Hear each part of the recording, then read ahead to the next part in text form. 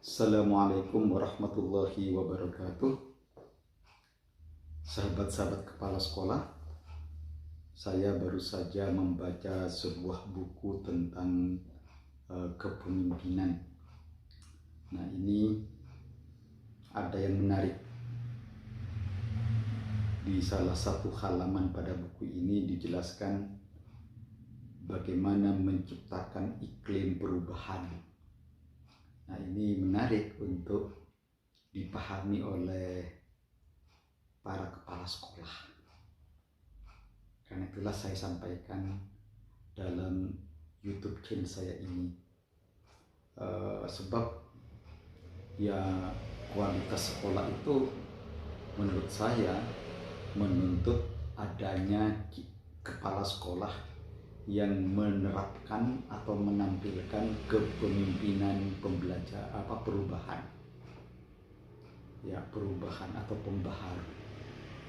Ya, sebab tidak ada kualitas sekolah tanpa adanya perubahan-perubahan yang diinisiasikan oleh pihak internal yang dipimpin oleh kepala sekolahnya.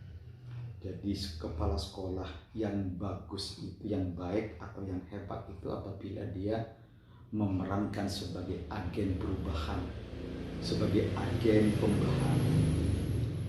Tapi saya yakin memang tidak mudah seorang kepala sekolah melakukan perubahan-perubahan di sekolahnya. Apalagi perubahan yang sangat amat revolusioner. Biasanya selalu mendapatkan penolakan, ditentang oleh seorang guru, dua orang guru, bahkan seluruh guru. Ya. Apalagi misalnya gurunya atau tenaga kependidikannya lebih suka pada hal-hal yang rutinitas yang menjadi kebiasaan mereka sehari-hari dalam bekerja di sekolahnya. Nah, tetapi walaupun banyak yang menentang, banyak yang tidak menerima perubahan yang diinisiasikan oleh para kepala sekolah, tapi kepala sekolah juga tetap harus menampilkan atau memerankan diri sebagai agen perubahan atau agen pembaharu. Nah, di sini ada satu kiat bagaimana menciptakan iklim perubahan. Nah, buku ini menjelaskan begini. Penelitian terhadap perilaku manusia menunjukkan bahwa pada dasarnya orang-orang tidak menolak perubahan. Jadi pada dasarnya orang-orang itu tidak menolak perubahan. Mereka hanya menolak diubah. Ya, mereka menolak untuk diubah. Nah, karena itulah seorang kepala sekolah menurut saya harus bisa menciptakan lingkungan yang akan mendorong orang lain, mendorong guru-guru, mendorong tenaga kependidikan, atau mendorong para warga sekolah untuk mau diubah.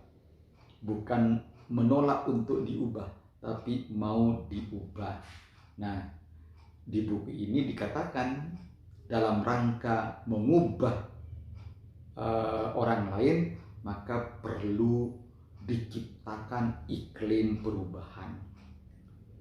Jadi kalau seorang kepala sekolah ingin melakukan perubahan-perubahan di sekolahnya, karena dia harus menjadi agen perubahan, menjadi agen pembaharu, ya seorang kepala sekolah harus bisa menciptakan lingkungan perubahan di sekolahnya. Agar apa? Untuk mendorong seluruh warga sekolah untuk diubah atau mau diubah. Nah, bagaimana cara menciptakan iklim perubahan di sekolah? Nah, di sini ada beberapa kiat. Ya, ada beberapa butir cara untuk menciptakan iklim perubahan dalam rangka mendorong orang lain untuk diubah atau mendorong orang lain untuk juga ikut bersama pimpinannya melakukan perubahan. Kiat pertama adalah pemimpin harus menumbuhkan kepercayaan terhadap orang lain.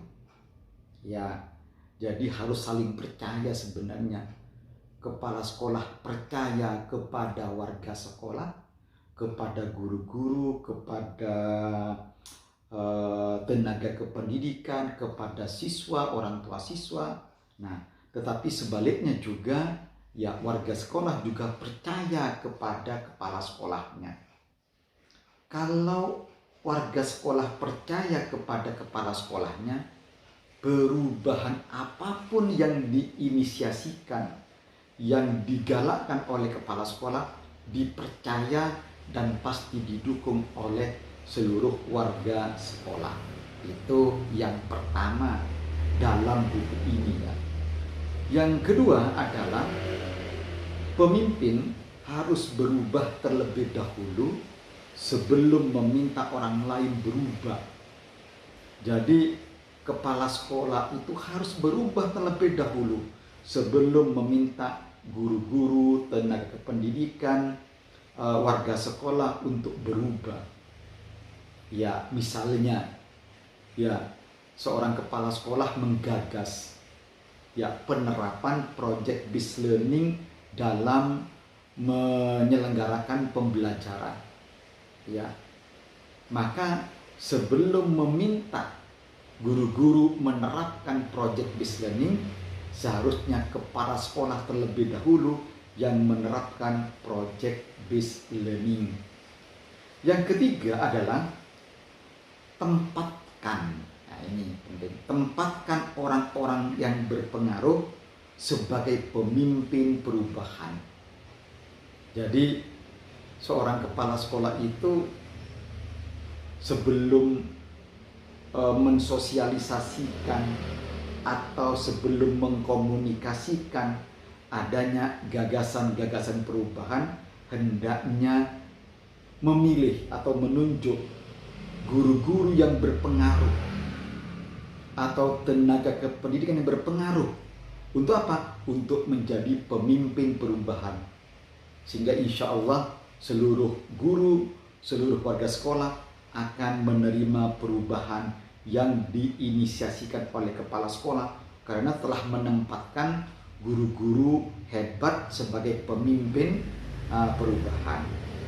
Kemudian yang keempat yang keempat adalah pemimpin yang baik mengumpulkan dukungan dari orang-orang yang berpengaruh sebelum mengumumkan perubahan. Ya, ini juga kaitan dengan yang tadi, yang nomor 3 sebenarnya, bahwa sebelum mengumumkan ya atau sebelum melakukan rapat koordinasi misalnya untuk melakukan perubahan tertentu, maka seharusnya terlebih dahulu mengumpulkan guru-guru, orang-orang yang berpengaruh, warga sekolah yang berpengaruh untuk untuk mendukung. Nah, begitu mereka mendukung, lalu silakan kepala sekolah melakukan rapat koordinasi dan mengumumkan adanya perubahan-perubahan yang akan digagas seperti itu. Nah, dan itu tentunya tidak akan ditolak. Mengapa? Karena telah terlebih dahulu mengumpulkan dukungan dari orang-orang yang berpengaruh. Ya, yang berpengaruh seperti itu ya. Oke, baik. Kemudian yang berikutnya, yang kelima adalah doronglah orang-orang yang berpengaruh untuk mempengaruhi orang lain secara informal dalam menerima dan mendukung perubahan-perubahan yang digagas oleh kepala sekolahnya. Yang berikutnya, yang ke-6 adalah bahwa ya seorang kepala sekolah sebaiknya menunjukkan kepada bawahannya, kepada guru-guru, kepada kepala kepada tenaga kependidikan, kepada siswa, kepada orang tua siswa, bagaimana perubahan ini akan menguntungkan mereka. Jadi tunjukkan dulu ya tunjukkan dulu apa keuntungan yang bisa diraih, bisa dipetik, ya, bisa dipetik, diraih, dicapai oleh warga sekolah kalau melakukan perubahan yang digagas oleh kepala sekolah. Sebab saya yakin, saya kira ini betul saya kira, karena saya yakin bahwa kalau diawali dengan menjelaskan apa keuntungan, apa kelebihan dari adanya perubahan yang digagas oleh kepala sekolah itu, maka pasti warga sekolah yang terkait akan mendukung, karena akan membawa keberuntungan, akan membawa keuntungan kepada siapa? Kepada yang menerapkan,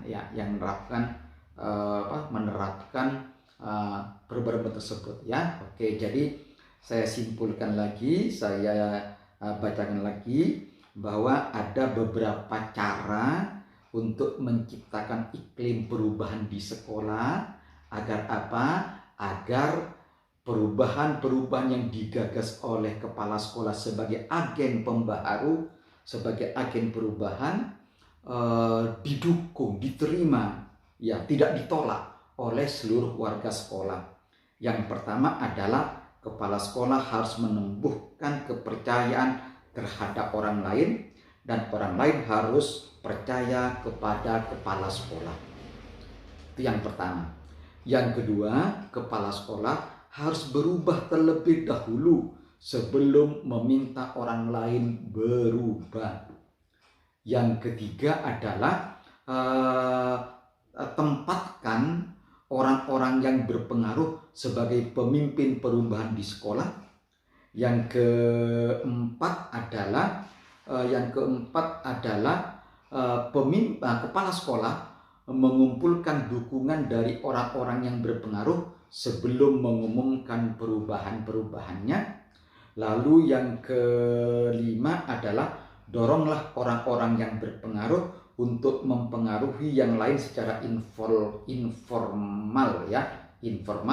Dan yang terakhir adalah tunjukkan kepada warga sekolah, kepada guru-guru, tenaga pendidikan, bagaimana perubahan yang akan digagas oleh kepala sekolah itu akan menguntungkan mereka.